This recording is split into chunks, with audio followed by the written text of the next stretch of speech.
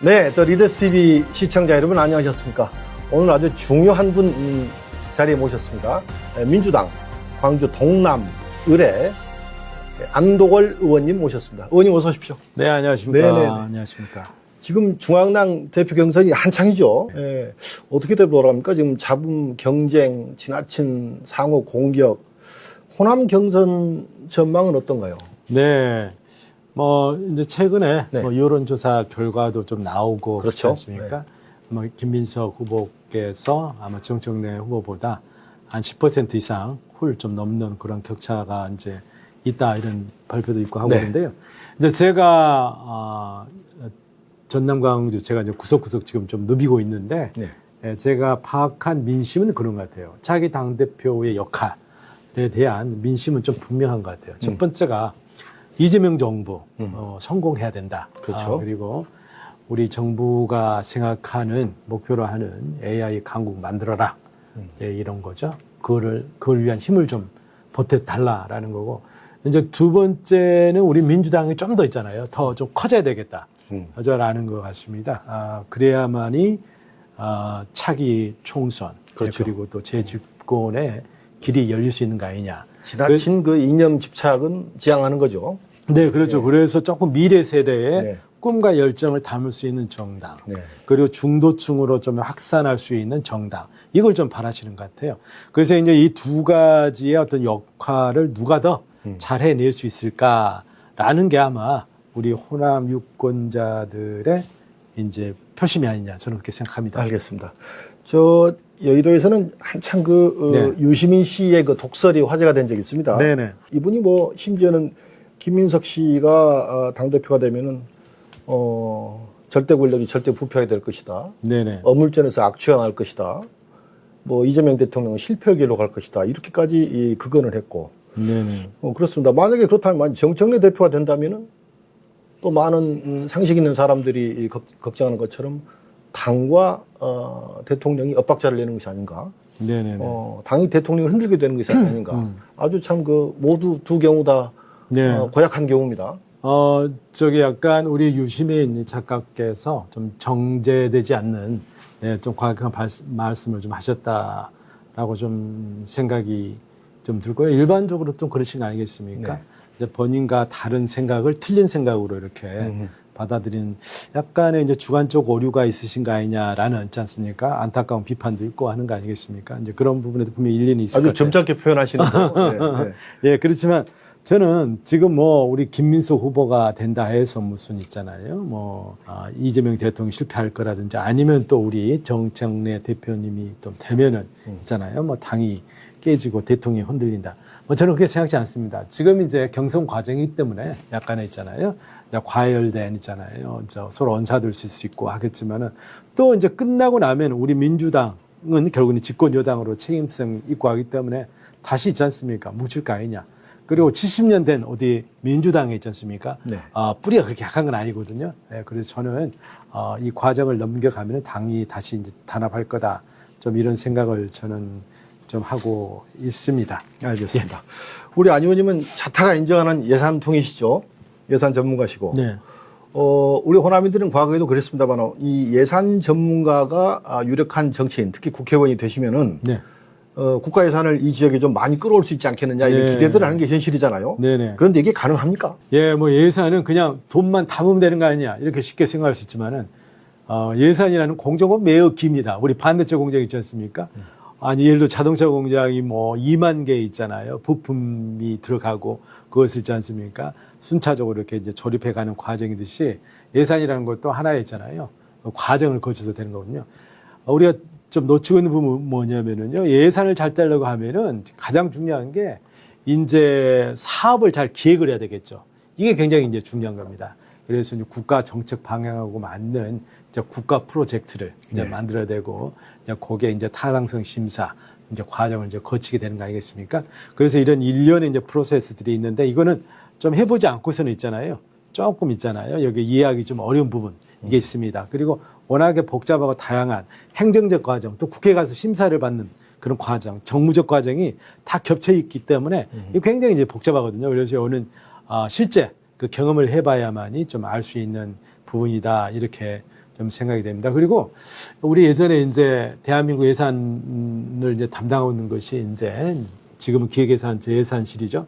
그런데 이 예산실 그리고 거기에 이제 총지휘를 하는 분이 이제 예산실장인데요. 네. 상당히 과거에는 이게 굉장히 편중된 인사였어요. 안 의원님께서 그 실장 맡으실 때는 어떻겠습니까? 네, 그러니까 제가 호남 출신으로 17년 만에 그렇죠. 예산실장을 한 거거든요. 네. 그러니까 약간 거기는 있잖아요. 그 정무적인 이렇게 편중된 인사가 좀 돼 왔죠. 지금은 좀 많이 좀 바뀌었습니다만은 굉장히 정권이잖아요. 어떤 핵심하고 좀 관련이 되고 그쪽에서 인사를 좀 하게 되는 그 측면이 좀 있습니다.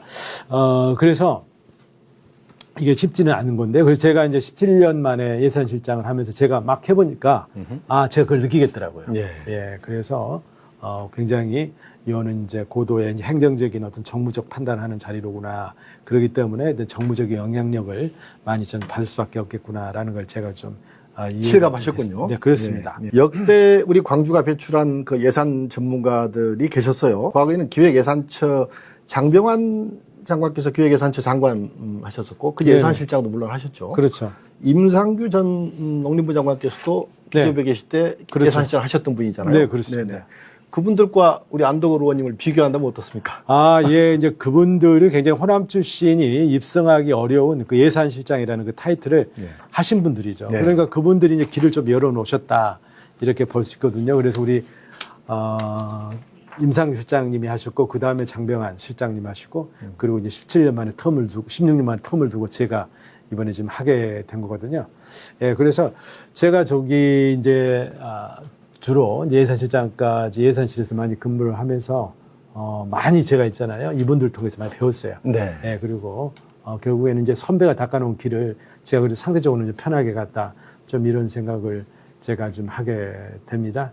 그리고 제가 이제 예산실장을 하면서 이제 나라 전체 있잖아요. 이제 프로젝트를 다 이제 두루두루 이렇게 이제 다뤄봤고 또 이제 국가정책 방향에 부합하는 이제 호남 예산을 이제 기획하는 어떤 그런 역할들을 좀 많이 했는데 상대적으로 저희들이 그 사업을 기획하는 능력이 조금 떨어집니다. 네. 예, 그래서 그런 부분들을 이제 보완하기 위해서 제가 직접 있잖아요. 사업을 좀 많이 이렇게 기획도 좀 하고 가장 예를 들어서 제가 한 가지 예산이 얼마나 있지 않습니까? 좀 어렵고 복잡한지를 좀 말씀드리자면 우리 이제 KTX 2단계 사업입니다. 호남선 네. 서울부터 광주까지 왔는데 이제 광주에서 이제 목포까지 어떻게 가느냐 가지고 굉장히 논란이 많았습니다. 그렇죠. 호남 철도 있죠. 호남선 요거를 펴서 가자라는 거. 그러면 이제 돈도 덜 들고 속도도 빨라지고. 그렇죠. 네. 그런데 이제 저희가 그때 주장했던 것은 무안을 경유해서 무안공항을 경유해서 이렇게 가자라는 거거든요.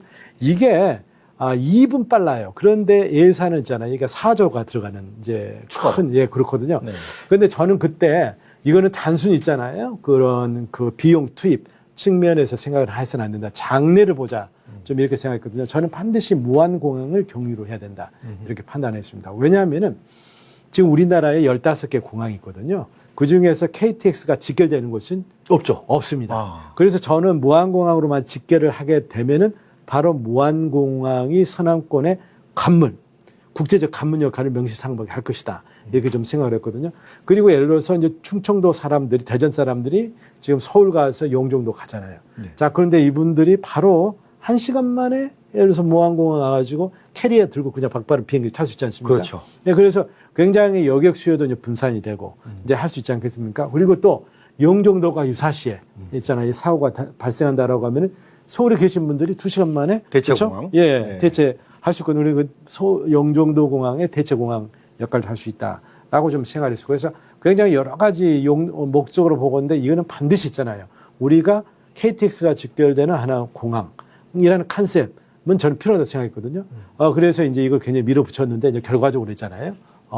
그냥 난타전이 벌어졌어요. 굉장히 이제 이명박 국토부에서는 반대했을 것이고. 그렇죠. 네. 그리고 이재명 정부, 박근혜 정부 때는 이게 있잖아요.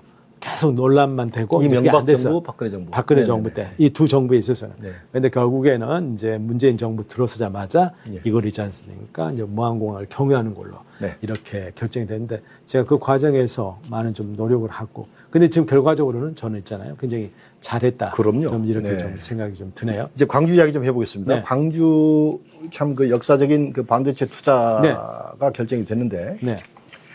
TK 쪽이나 수도권 쪽에서는 질시가 있는 것 같습니다. 이게 단지 이게 지역 사업이 아니라 국가적인 사업인데 국민적인 지지를 이렇게 받으면서 이 거대 프로젝트가 순항하는 게 가장 좋지 않겠습니까? 네, 네, 어떤 맞습니다. 뭐 해안이 있을까요? 네.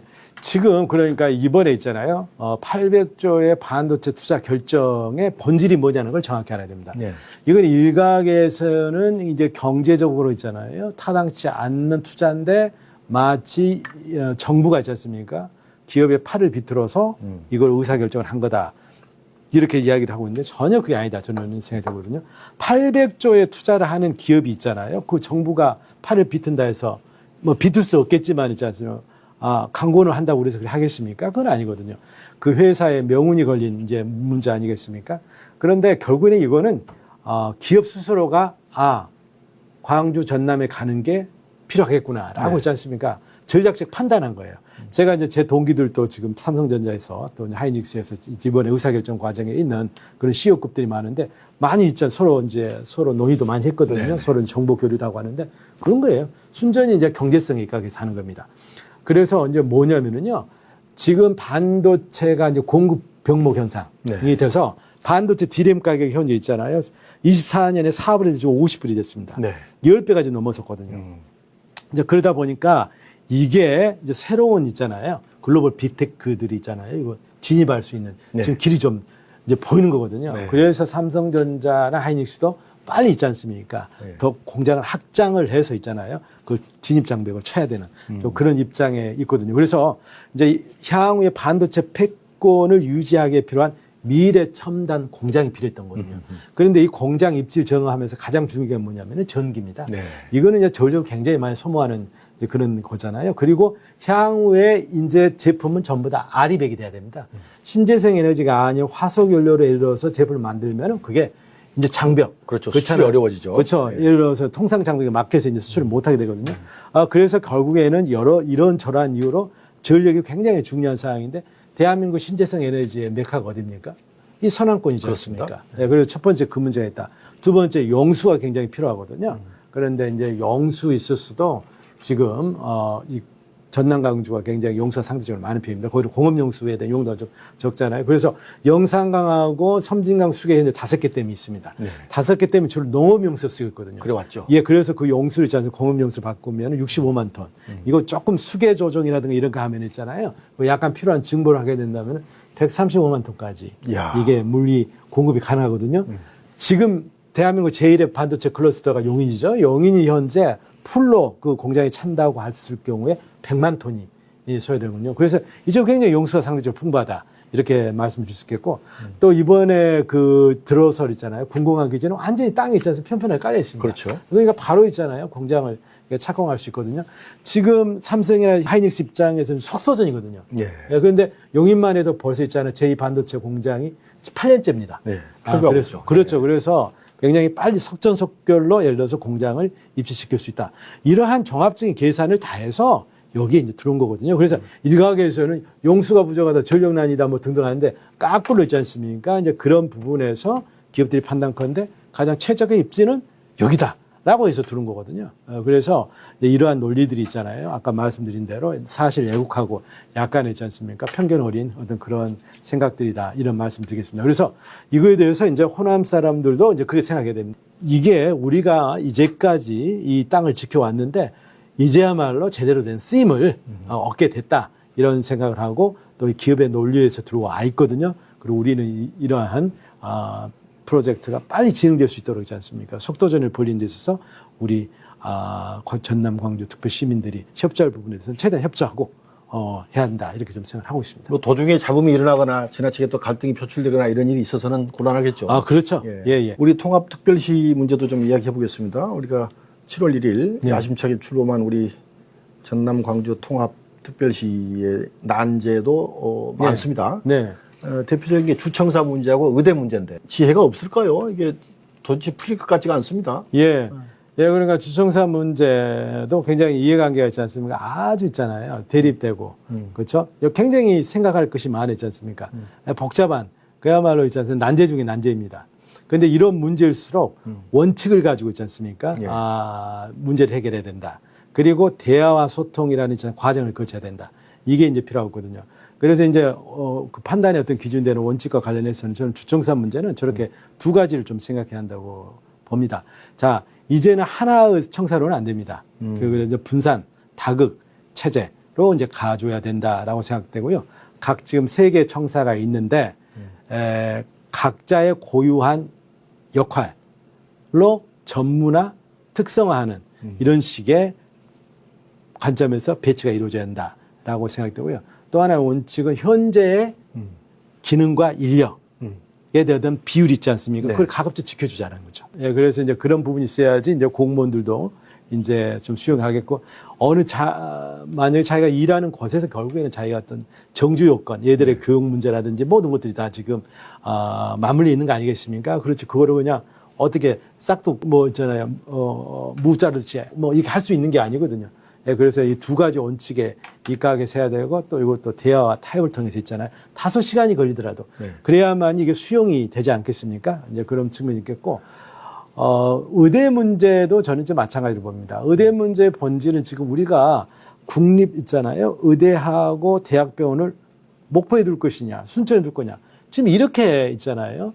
문제가 지금 있잖아요. 이게 각이 잡혀 있단 말입니다. 그렇죠. 저는 여기서 좀 탈피해야 한다고 생각하거든요. 우리가 궁극적인 목적은 뭐냐면요. 지금 동부권과 서부권이 예를 들어서 광주권에 비해서 상대적으로 굉장히 열악한 의료 서비스를 받고 있다는 거거든요.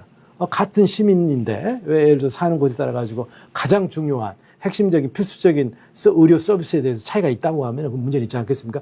그러면은 문제는 뭐냐면은 이 양쪽의 어떤 주민들의 의료 서비스 수준을 광주 수준으로 있잖아요. 이게 이제 올려줘야 된다. 그리고 그것에 필요한 의료 인프라를 예를 들어서 만들어야 된다. 이렇게 저는 그 문제 해결했지 않습니까? 초점이 거기에 가야 된다 생각합니다. 네.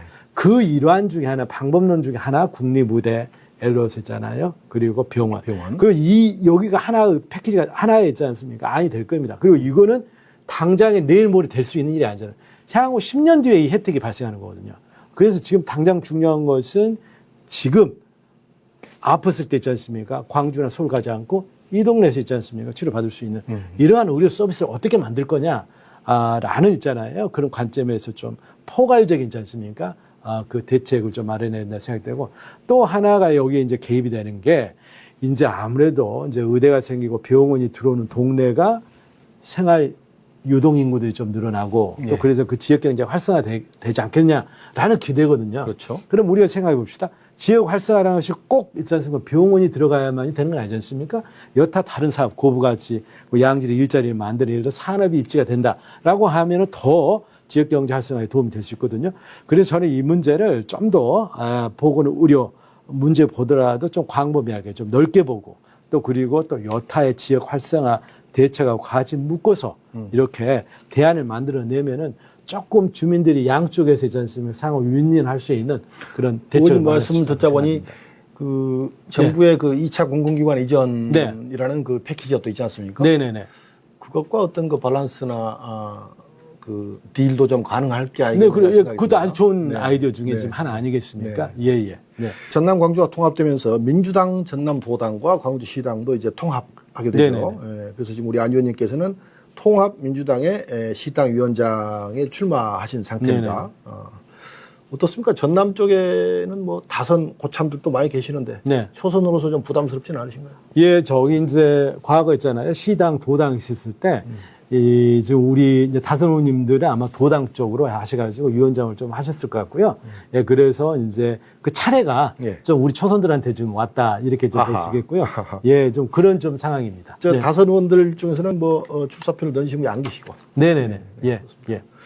왜 안도거려야 하는지. 지금 예를 들어서 시당 위원장의 역할이 뭐냐라고 이제 봤을 때 아까 말씀 올린 대로 40년 만에 있지 않습니까? 하나가 된 우리 전남 광주를 화학적으로 통합시키는 일들. 그리고 수도 없이 많은 있지 않습니까? 이슈들이 있을 거 아니겠습니까? 그래서 이런 이슈에 수반되는 예를 들어서 갈등을 증폭시키는 것이 아니라 그거를 있지 않습니까? 해소하는 그러한 솔루션 있잖아요. 문제 해결 능력이 좀 필요하지 않느냐 이런 생각이 들거든요. 그러면은 아무래도 중앙부처에서 많은 복잡한 이슈들을 있지 않습니까? 이렇게 정책적으로 이렇게 다뤄본 어떤 경험 있는 분이 좀 더 그런 일들 잘할 수 있지 않을까 좀 생각이 좀 됩니다. 그래서 제가 이제 그런 부분에 34년간 수도 없이 많지 않습니까? 경제정책, 산업정책을 제가 다뤄보고 했기 때문에 이제 그런 부분에서 조금 우월한 측면이 있지 않을까 이렇게 좀 생각되고요. 이제 두 번째가 바로 우리 전남 광주를 반도체, AI, 신재생에너지라고 하는 있지 않습니까? 미래 첨단 산업의 이제 중심 도시를 만들어야 되는 거 아니겠습니까? 이제 이게 있는데요. 이거는 그냥 우리가 한다고 해서 되는 게 아니고 이거는 국가의 전폭적인 있지 않습니까? 협조를 받아지 않겠습니까? 반도체 공장도 800조에 있지 않습니까? 공장은 기업이 짓죠. 그렇지만 기업이 있지 않습니까? 공장을 입지시킬 땅은 있잖아요. 그렇죠. 산다는 필요하죠. 그렇죠. 국가 산다는 결국 국가에서 개발해줘야 되고 용수도 있지 않습니까? 국가가 있잖아요. 수자원공사가 그 관로를 만들어줘야 되죠. 전력망. 전력망은 우리 한전이어야 되죠. 그리고 인재 양성 있지 않습니까? 그것도 우리 교육부나 있지 않습니까? 이런 쪽에서 다 해줘야 되거든요. 그래서 이렇게 국가의 전폭적인 있지 않습니까? 정책 협조가 필요하다. 그래서 결국에는 우리 지역 발전에 있지 않습니까? 필요한 것들을 국가 정책에 녹여낼 수 있잖아요. 그런 정책 역량이 굉장히 필요하다. 이렇게 생각되고 아까 제가 말씀드린 그러한 인프라는 있지 않습니까? 제다 이제 국가에서 재정을 투입을 해서 되는 거 아니겠습니까? 그래서 이제 국가 예산의 흐름을 알면서 필요한 예산을 제때 끌어올 수 있는 어떤 그러한 능력이 좀 필요하다. 좀 이렇게 생각이 됩니다. 그래서 제가 아까 아침에 17년 만에 있잖아요. 호남 출신 예산실장이고 제가 국회 들어가서 3년 연속 예산결산특별위원을 하면서 호남 예산을 지켜왔기 때문에 이번 후반기 상임위도 기재위로 네, 기재위고 저는 예산 결산 특별회의는 이제 별도로 있지 않습니까? 예결위원도 맡으셨고. 네. 그래서 제가 3년 연속 지금 하고 그렇습니다. 그리고 좀 중요한 것은 저겁니다. 지금 기업을 끌고 와야 되거든요. 아까 말씀 올린 대로 반도체 조립 공장이 오면은 반도체를 만드는 필요한 자료 소부장 기업들이 또 많이 해야 되거든요. 협력기업들이 필요하죠. 소부장. 네, 그런 기업들을 끌고 오고 육성을 시켜야 되거든요. 이제 그러려고 한다면 기업하고 이제 든든한 좀 네트워크도 있고 해야 됩니다. 근데 제가 차관 그만두고 삼성그룹에서 사이사를 했어요. 그거 활동을 좀 하면서 짧은 기간입니다만 활동하면서 기업들이 어떻게 투자를 하는구나. 라는 걸 알고 또 재계와 좀 든든한 좀 인맥이 좀 있습니다. 그래서 이제 이러한 국가의 정책을 좀 있잖아요. 수립해본 경험, 그리고 예산을 확보해본 경험, 그리고 기업을 끌어올 수는 있지 않습니까? 그러한 능력, 이런 부분들이 다 필요한데 제가 또 이 경험을 통해서 있잖아요. 그런 걸 좀 확보를 하고 있기 때문에 알겠습니다. 그런 게 좀 기회가 되지 않을까 생각됩니다. 당원 투표와 여론조사입니다만은 이번에는 특이하게 지금 선호 투표제가 당대표 선출에도 도입이 됐어요. 네네. 어떻습니까? 지금 보면은 전남 쪽에서 두 분이 출마하셨고, 옛 광주 쪽에서는 지금 안희원 의원 한 분이 나오신 건데, 선호 투표제가 유리합니까? 불리합니까? 뭐 유리하다고도 볼 수 있고, 뭐 불리하다고 할 수 있겠는데요. 저는 이렇게 저의 선거 전략은 있지 않습니까? 선호 투표제와 관계없이 저는 분명합니다. 저는 지금 시당위원장이 해야 될 과제가 뭐고, 이것에 대한 답을 있지 않습니까? 제가 제시를 해야 되고, 그런 부분에 대해서 우리 특별시민과 우리 당원들이 판단해야 된다. 이렇게 저는 생각하거든요. 그래서 저는 지금 27개 시군구를 다 했잖아요. 좀 돌고 있습니다. 제가 두 번째 지금 투어를 좀 하고 있는데 제가 구석구석 찾아가면서 그 지역의 그 여론을 제가 좀 듣고 그쪽 동네 있지 않습니까? 바램 그리고 또 여러 가지 현안들에 대해서 같이 서로 고민하고 답을 이렇게 만들어 보면 좋지 않겠습니까? 라고 하는 지금 어떤 공감대를 형성하는 그런 작업들을 하고 있습니다. 가장 효과적인 건 해당 지역 국회의원님들과의 소통일 텐데. 맞습니다. 그건 어떻습니까? 이제 우리 8분의 이제 광주 의원님들께서는 저를 있잖아요. 위원장으로 하기로 이야기가 좀 됐었습니다. 왜냐하면 시당위원장을 전번 때 시당위원장을 뽑고 우리 양분화 의원님이 되셨는데 그때 전반기에는 양분화 의원님이 하시고 후반기에는 제가 한다 이렇게 해가지고 8분의 의원님 간에 있지 않습니까? 합의가 좀 이루어졌고요. 이번에 이제 전남 이쪽에서도 박지원 의원님을 비롯해서 이계호 의원님 등등 서부 쪽도 있고 또 제가 이제 우리 동부 쪽 두 분이 나오셨으니까 제가 말씀을 좀 드리긴 어렵겠고요. 이제 그렇게 많은 의원님들도 이제 지지를 좀 해주시고 계시는데 이분들 역시 지금 굉장히 중요한 시점입니다. 그리고 우리가 지금 이번에 어떻게든지 반도체 800조 비롯해서 메가 프로젝트를 성사시켜가지고 네. 우리 전남 광주를 이제 경제 중심 도시로 바꿔야 된다. 이런 부분, 이런 쪽에 조금 더 있지 않습니까? 힘을 더 보탤 수 있는 사람을 뽑는 게 어떻겠느냐. 뭐 이런 생각이 요즘 듭니다. 젊은이들이 또 많이 보는 그 짧은 동영상 가운데는 우리 안 의원님께서 목포이고 유서 깊은 제과점에서 빵을 곤란바. 시식하는 모습이 남았어요. 예. 그것도 뭐 선거 전략의 일반으로 서부권을 좀 다니신 건가요? 아닙니다. 제가 있잖아요. 오늘도 순천을 2번이나 왔다 갔다 했네요. 네. 예, 그래가지고 하고 하는 건데요. 지역 구분 없이 가는 거고 가는 데마다 이제 그 동네 특산물 좀 이렇게 좀 많이 알려야 되잖아요. 그렇습니다. 이제 그런 측면에서 한번 알겠습니다. 네. 아주 자유스럽고 영상이 좋았다는 평이 많습니다. 이제 시당이 출범하게 되면 네. 우리 통합시와의 그 콜라보레이션, 네. 당정협의 지방 차원의 네네. 우리 민영배 통합시장님과의 소통 네네네. 이런 것들이 이제 그 중요한 해야 할 일로 다가올 네네. 텐데 네, 어떻습니까? 어떤 느낌을 갖고 계신지. 네, 그렇습니다. 아주 긴밀한 협력 관계를 구축을 좀 해야 된다. 이렇게 좀 생각이 좀 들고요. 그래서 지금 특별시 그리고 특별시 의회 그리고 국회 이 3자 간에 정례적인 협의 채널이 저는 필요하다. 좀 이렇게 좀 생각이 됩니다. 그리고 저는 제가 만 시당위원장이 되면은 제가 가장 하고 싶은 게 저거죠.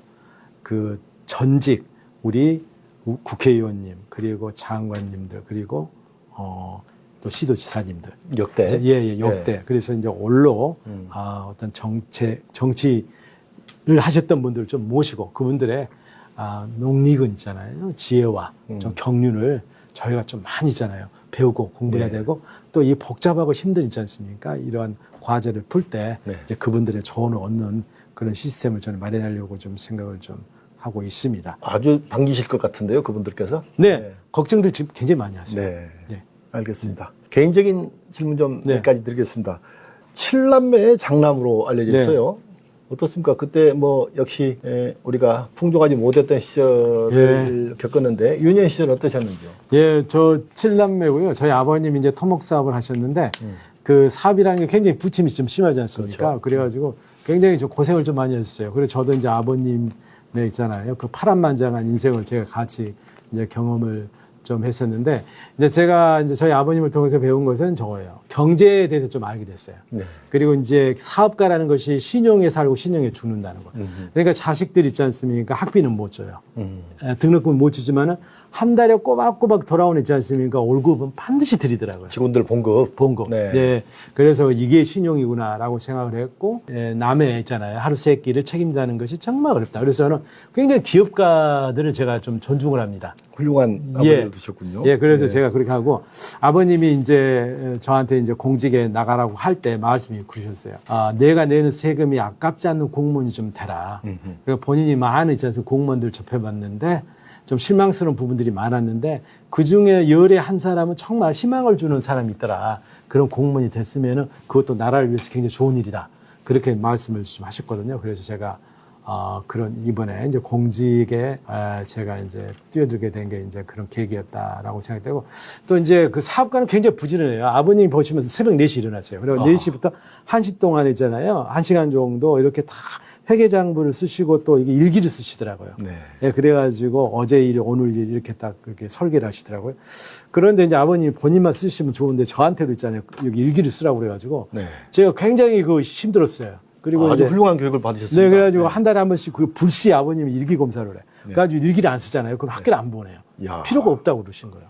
그래가지고 굉장히 혼이 많이 나고 그랬었는데 근데 결국에 좀 일기를 쓰게 되면서 있잖아요. 버릇이 좀 생긴 게 좀 하루를 좀 정리하고 내일을 좀 미리 있지 않습니까? 생각해보는 그런 게 좀 생기더라고요. 이제 그게 아마 제 공직 생활 하면서도 그랬던 것 같아요. 남들보다 미리 앞서서 좀 생각을 하고. 여섯 예. 동생들은 잘 보살피셨습니까? 어떠셨습니까? 아니, 제가요, 저 위로 누나가 이제 저기 4명이고 저 있고. 아, 예, 이렇게 했기 네. 때문에 예, 저는 좀 상대적으로 있지 않습니까? 대접은 좀 많이 네, 받았는데. 네, 예. 서울대 경영학과를 졸업하셨고 네. 석사는 서울대에서 행정학을 하셨어요. 네네. 또 그 유명한 하버드 케네디 스쿨에서 역시 또 행정학으로 석사를 하신 것으로 알고 있습니다. 맞습니까? 네네. 제가 이제 뭐 하버드 케네디 스쿨은 뭐 세계적인 그 명문이자 전 세계 정치 지망생들과 관료들이 네. 원래 그 공공정책대학원이죠. 원래 그렇습니다. 미국은. 맞습니다. 그렇습니다. 네네네. 전 세계 어떤 그 석학 수재들이 모이는 곳인데 1년 만에 또 거기서 석사를 네네. 하셨어요. 네네네. 네. 예. 그 하버드 시절 좀 회고해 주신다고 어떻습니까? 아, 예. 굉장히 그때가 좋았던 것 같고요. 그 케네디 스쿨 가보니까 저게 느껴지더라고요. 미국이 있지 않습니까? 어떻게 세계를 있잖아요. 통치하는지. 그게 이제 다 보이는 거예요. 그러니까 그건 서기관 시절입니까? 아니면은 사무관 시절이죠. 사무관 시절에. 사무관 예, 시절에. 일찍, 예, 제가 좀 일찍 유학을 간 셈인데 가서 보니까 거기 있잖아요. 이제 선발 시스템이 재밌어요. 거기는 있잖아요. 물론 뭐 GR이라든가 이런 것도 봐요. 그런데 요거는 기본만 하면 되는 거예요. 그리고 뭘 보냐면 이 친구 있지 않습니까? 장래성을 보는 겁니다. 근데 장래성을 어떻게 판단하냐면은 하버드를 나오고 있지 않습니까? 현지에서 사회적 리더 역할을 하시는 분들 통한 주관적 평가예요. 이 사람에 대한 평판 조회를 하는 겁니다. 그렇죠. 예. 그래가지고 이 사람이 얼마나 좀 프라미싱한지 이 나라에 이게 있잖아요. 미래에 지도자가 될 수 있는 깜인지를 좀 보고 그렇게 이제 뽑더라고요. 그리고 저희가 그때 150명인가 끼었는데 그거를 국가별로 다 할당을 해요. 그런데 그때 있잖아요. 그 나라 국가 있지 않습니까? 이거 좀 흥하는 국가는 좀 티오를 좀 늘리고 이렇게 하는 거더라고요. 그리고 이제 두 번째로는 그 커리큘럼을 보니까 좋은 거예요. 거기 케네디 스쿨은 주로 민주당계 사람이 많이 있습니다. 그런데 이 사람들이 미국 정부에서 일을 해요. 예를 들어 차관보나 막 이런 식으로 실제 정책을 해보고 정권이 바뀌지 않습니까? 이 사람들이 이 학교로 와요. 학교 와가지고 자기가 그동안에 있잖아요. 풀었던 그 정책을 있지 않습니까? 연구를 하고 복기를 하는 거예요. 아하. 그리고 자기가 있잖아요. 다음에 민주당 정권이 들어서면은 자기가 있잖아요. 이제 그때 펼칠 그 정책에 대해서 있지 않습니까? 또 구상을 하는 거예요. 네. 이제 이렇게 해가지고 현장과 이론이 있지 않습니까? 이게 돌아가는 거예요. 굉장히 살아있는 교육인 거예요. 그러니까 케이스 스타디 있지 않습니까? 네. 그게 굉장히 발달되어 있고, 그건 계속 서로 경험을 있지 않습니까? 토론을 좀 하는 거예요. 그리고 굉장히 살아있는, 공부가 좀 되더라고요.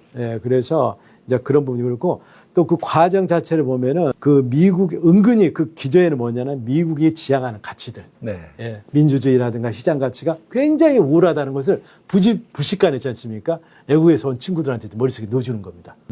그래서 약간 그런 것도 아주 미국에 대한 약간의 뭘까요? 존경이랄까? 네. 뭐 이렇게 자연스럽게 있잖아요. 호감. 친미. 네. 호감이 되는 어떤 그 친미 인사를 이게 양성을 하는 겁니다. 그래서 제가 졸업할 때 축사를 누가 했냐면요. 멕시코 중앙은행 총재했었어요. 오호. 그 사람이 이제 여기 유학을 와가지고 했는데 중앙은행 총재가 돼 있는 거예요. 근데 그 사람이 축사를 하는데 좋은 거예요. 미국하고 캐나다하고 멕시코하고 그 북미 있잖아요. 나프타. 무역 협조잖아요. 네. 나프타. 네. 나프타 협정을 이제 체결하는 협상을 했는데 네. 세 명 다 케네디 스쿨 출신이었다는 거예요. 동창생들이군요. 동창생들. 그래가지고 네, 네. 굉장히 네. 있잖아요. 협상이 원만하게 잘 됐다. 그렇습니다. 이제 그런 거죠. 그러니까 예를 들어서 이제 그거란 말이죠. 어떤 고도의 정책 예. 결정 과정도 어떤 그 사적인 인간관계에 의해서 그렇죠. 원활하게 풀리는 경우가 많죠. 그러니까 그런 네트워크를 네. 글로벌 네트워크를 딱 만들어 놓는 거죠. 안의원님께서도 소중하게 관리하셨겠습니다. 아니요. 그러면 오늘 저기 있잖아요. 우리 김민석 네. 총리께서도 거기 하버드 출신이에요. 그렇죠. 케네디 스쿨. 네. 그래가지고 그때 같이 서로 교류도 많이 하고 했었는데. 네. 자, 정통 경제 관료 출신이십니다. 대한민국에도 뛰어난 관료들이 많이 있습니다만은 기획재정부 친구들의 그 프라이드는 대단한 것으로 알고 있습니다. 직업 관료로서 오를 수 있는 최고의 자리, 기재부 차관을 맡으셨던 우리 안덕월 의원님께서 그 전문 식견을 가지고 통합 전남 광주 특별시의 미래를 위해서 왕성하게 일해 주신다를 기대하면서 오늘 대화 마치겠습니다. 오늘 오셔서 감사합니다. 네, 감사합니다. 감사합니다. 네.